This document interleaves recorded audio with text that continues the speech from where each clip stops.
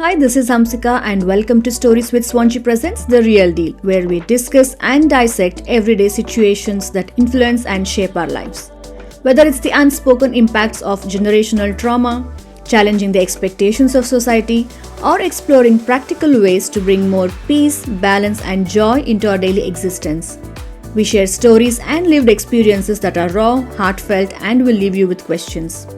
So, if you're looking for a podcast that feels like chatting with a friend about the real, relatable parts of life, you have come to the right place. Let's cut through the noise and get straight to the matter with no filters and sugarcoating. Because this isn't a fictional deal, it is the real deal. Hello, hello. Welcome back, guys. Another day, another episode. I hope you're enjoying and relating, listening to all my previous episodes. Please do let me know what you're thinking of them. And if you haven't listened to any of my previous episodes, please do check them out. So today's topic, this is like a desi favorite topic, I can say. Not exactly favorite for all the good reasons, but then literally everyone pretty much can relate to something that they would have gone through, and they can talk about this judgy nosy uncles and aunts, because regardless of where you go, which city you are in, you will always end up finding these ones. Sometimes in your own family, your own relatives are like this, or sometimes it might be your neighbors, people you don't even know, your parents, colleagues, some random shopkeeper. It can be anyone. Not that it doesn't happen here, but I can only talk about my experience growing up back home. So the judgy or the nosy uncles and aunts. Where do I start? Um, I remember growing up in multiple neighborhoods, and there has been experience, like a different experience in all different neighborhoods. But the common factor, which, like, if I can think of all of them collectively now and talk about, the common factor with all these judgmental people is that they are so invested in other people's lives. Things will be happening in their own life. Not everything will be good in their own life. Their energy and focus needs to be on their own life. But for them, they are so invested in other people, so invested in finding what anyone is doing right, what anyone is doing wrong, what they can talk about others, how can they put someone else down. And all these, the negative loop that goes on in your head, all the negative things that you can think of saying to someone, this is exactly how all of them pretty much function. It's like a common thing. The root cause for me, I feel, is the insecurity. Not everyone expresses it openly, they just express in all these different ways. The judgmental uncles and aunties pretty much, they want to know whatever is happening in your life. They keep asking you questions. It irritates the hell out of you after a point. And they give you advices which you never asked for. They talk about you with other people. um, like they just want to like use your name and create a conversation out of it and make it to their benefit. And this is a common pattern in pretty much all of them. So for me, how was it growing up? So near my grandma's house, we grew up in a very nice neighborhood, like friendly and supportive. So it wasn't kind of, never had any bad experiences over there. Later on, when we moved different houses, that's when the actual experience started of all these nosy uncles and aunts. The amount of questions they ask is, it's very irritating. And I remember in one of the neighborhoods that we were living, my mother was the only one who was a working woman. Everyone else was like a homemaker, some by choice, some by force. During our school holidays, we used to notice these things, because when we have school, right, you cannot notice a lot of things, because you get ready in the morning, then you have your bus or your auto come and pick you up, or sometimes your parents drop you. You come back home, you're busy playing, then tuitions, then studies. This, no one has time to look into all these things. But me and my brother used to notice and observe all these things when we were on our school holidays. But Amma still had to go to work. For her, it was not any holiday, right? So I remember, so she used to get everything ready for us, like breakfast, lunch, and everything, until she comes in the evening. And then the moment she heads off to work, the aunties and all, by then, so mom used to go around 10 o'clock in the morning. So by 11:30, like all the aunties would finish whatever work they are doing, and they would come and assemble. uh, it was like a general assembly in the middle of the road, and everyone over there has to come and discuss what they overheard the neighbor talking about, or what is happening in the neighborhood, like who in whose house what is happening. And why I know this is because there was a day when I think I had gone to the shop end of the road, and I was coming back, and that's when I heard all these aunties. So I'm going to say what they said in Kannada, and then I'm going to translate it into English. So one auntie was like, ಏನ್ರಿ ಏನ್ ಸಮಾಚಾರ ತಗೊಂಡ್ ಬಂದಿದ್ದೀರಾ, ಏನಂತಾರೆ ನಿಮ್ ಪಕ್ಕದ ಮನೆಯವರು. She was talking in this tone, which means, what news have you, brought for us? What are your neighbors saying? What's happening in their house? So it's basically to know what is happening in other person's house. This I remember. Why? Because that same auntie keeps asking the same question pretty much every time she meets anyone. Some of them, like, even they used to come and ask, like, try to shame my mother because she was a working woman, so she used to manage both office, like her professional life and as well personal life, and also taking care of us, sitting with us doing our homework, making us read and everything. Like, she used to manage everything, and they tried to shame her so much for so long because they're like, how can you go and work outside and not take care of your home? So it's basically like, you're a woman, you're supposed to be at home and take care of your husband and kids, as if that's the only thing that a woman is born to do. Like, initially, my mother would feel very guilty because they were, taking her around that guilt trip, saying that you're not taking care of the house, you're not taking care of your husband, you're not taking care of your kids, you're never home, you should always do this. You cannot prepare them food in the, like, she used to pack our breakfast and lunch, that, not breakfast, sorry, our lunch and snacks, that we used to take it to the school.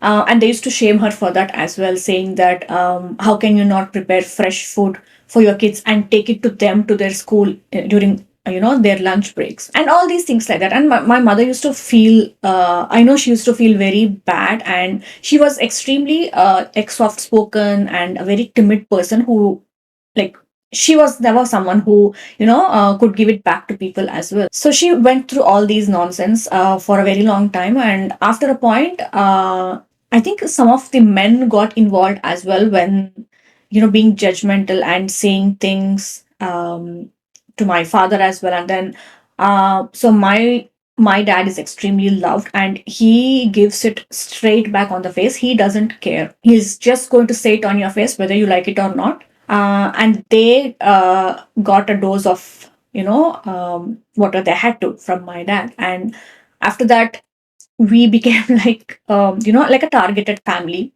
to a lot of them.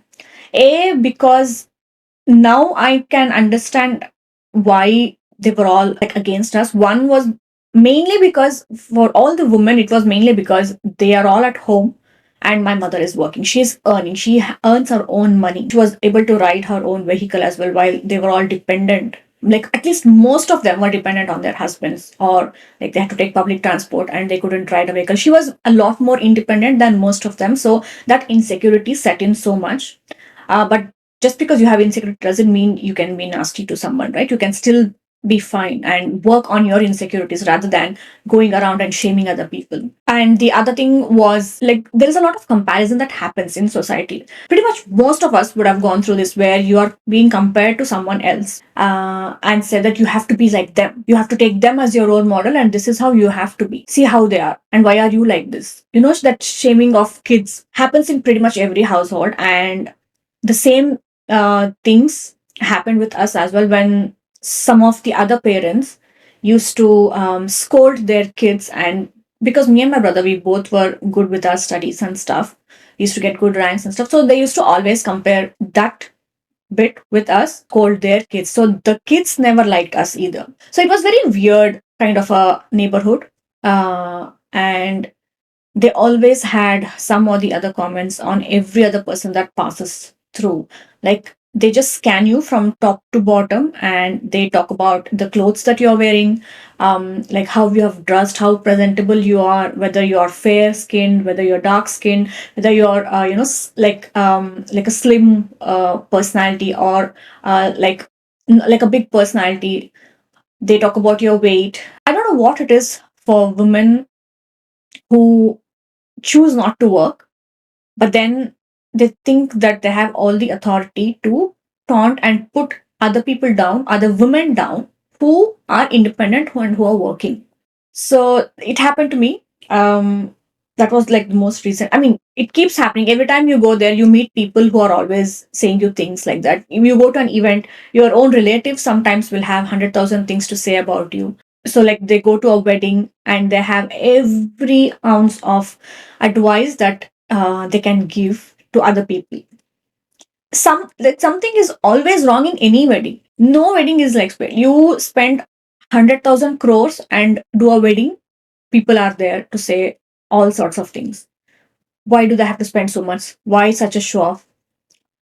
You do a simple wedding, and then you just, call your people who matter to you. Then they have all the audacity in the world to say that, oh, you didn't even bother to invite us. And some people just say it on your face. There was a period when I had actually put on a lot of weight. And I remember I think it was in 2016, and I had gone to India. When I say too much of it, it wasn't even like too much, but for the standard that they have set up in their mind, that you have to be like so slim and trim, and they have this image around you.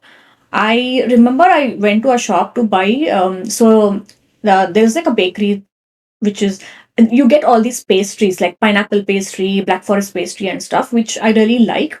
So I went there to buy that one, and that uncle is just looking at me and he's smiling. ಹಿಂಗೆ ತಿಂತಾ ಇದ್ರೆ ಇನ್ನೊಂದ್ round ದಪ್ಪ ಆಗ್ತೀಯ ಅಷ್ಟೇ, he said. Which means if you keep eating like this, you'll, put on like another round of weight. And I got so irritated. I feel like they have all the right to say anything and everything to you, and they judge you for anything and everything you say. And sometimes how they ask, like some of the relatives, and these are like far extended kind of the circle from the family, right? Not even like your immediate family. Some random uncle and auntie who you would have probably met like 10 years ago, and then they ask you, oh, what, you came empty handed? You didn't bring anything for us.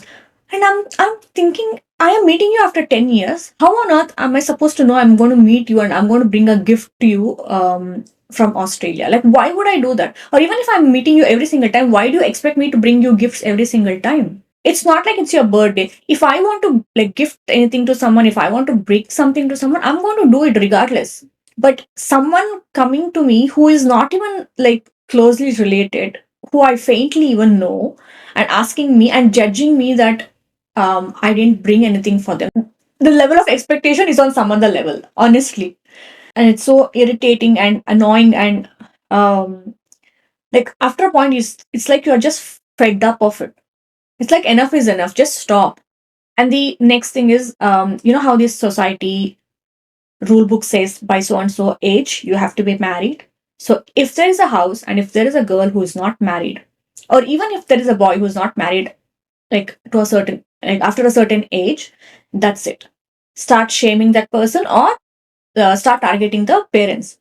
So if you cannot get to the kid, because not everyone like cares for all these words from other uncles and aunties, like they don't get bothered, they just shut them off and they just move on with their lives. But a lot of them, like especially like people like me, we get so affected when someone says all these things to us, and then when they know that, they may take advantage of it, and then they start targeting your parents also and start saying things like, oh, you have given too much freedom to your kids, you should not do that, you should always have this in control. And then once the girl is married, she can't come back to her parents house, and if she stays for more than 3-4 days in the parents house, that means something is wrong in the hood. It's like she cannot spend time with her family at all. The moment you get married, you are just pushed off to your in-laws house, and that's your home. And you cannot, come back to care for your parents, to be with them, to take care of them. And even when I'm here, and if I'm talking to someone back home, so the other day I was talking to my mother, and then one of her friends was also with her, and then she spoke to me and she's like, like she was asking me what do I do and stuff like that. So I told her this is where I work and things, and she asked me, do you go to like office every day? And I said, no, I have to go 3 days. No, she was asking me, yeah, it's good now, everyone can work from home and you don't have to go to the office. So I told her, no, my husband works from home full time, but I have to go to the office like 2-3 days a week. The next question she asked me was, oh, your poor husband, so does he have to cook for himself? Or do you even, care to cook and keep everything ready for him and go? I got so annoyed. My husband doesn't expect me to do all those things early in the morning. So why is that auntie having all these, things to ask for? And then I just asked her, can I speak to my mom? Because I didn't want to continue any conversation with her because I got very irritated. These are the judgmental ones. They try to shame you for not doing the norm, whatever the norm that they have grown up with. I'm like, how? Why the hell are you bothered? I so wish I could ask them. Initially, I would never ask, but now I know that I don't. I don't take any of these nonsense. No one comes and looks after your kids. No one comes and looks after you. So why are they bothered about what decisions you take in your life? They just want to nitpick and ask about everything that's happening in your life. So like I've thought about this so many times. Is there any way this could be stopped? And my answer is no. I don't think this can ever be stopped. I don't think people who are so judgmental, who like shaming people, like until it hits you here, from within you start feeling like you're living such a low life, investing so much in other people's lives and neglecting your own, and taunting other people, putting them down, and you're doing all these like wrong things to other people. You should start feeling that guilt within yourself. Only then you're going to stop. But not everyone goes through that guilt trip anyway. So I don't think there is any solution to this, but it can be controlled only when we stand up for ourselves and we just give it back to them. Again, this is a lesson, that a very hard lesson that I learned from my experiences. So for me, I feel the only way for this to actually stop and not bother you is by giving it back. The more you give it back to them, the more boundaries you set with these kind of people, the more peace you have within yourself.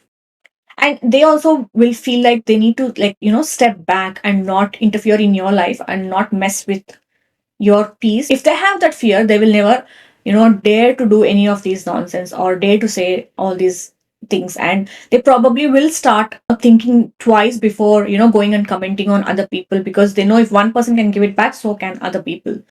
And also, all these people, the other pattern is they go and mess with only those ones who they know are very soft spoken and can be easily targeted. Like someone who is loud, someone who stands up for themselves, they're not going to, like, they might talk about them behind their back. That is something that no one has a control over.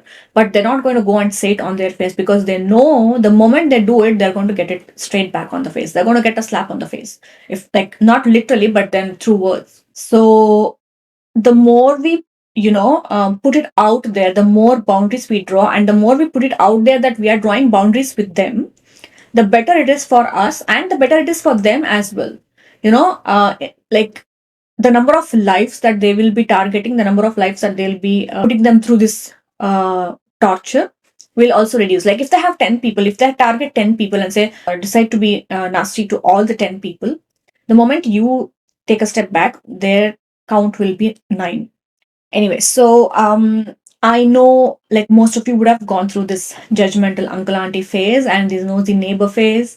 So I would really like to know what experiences you had, or what steps you took to get rid of them or stay away from them, or how did you put your boundaries around them. So I would really like to know what you guys did. So please let me know in the comments. So we're going to catch up in our next episode, where we will be discussing about another relatable topic. So until then, take care, guys. Bye bye. Thank you so much for listening to today's episode. It truly means a lot to me to know that there are supportive listeners out there who appreciate the sharing of relatable thoughts and experiences. If you liked and related to what you listened to today, let me know in the comments. And also, please support by following, rating, and sharing the podcast on Spotify and YouTube. The related links are all in the description. Let's have a chat again next week. Until then, please make sure to take care of yourself so you can take care of others.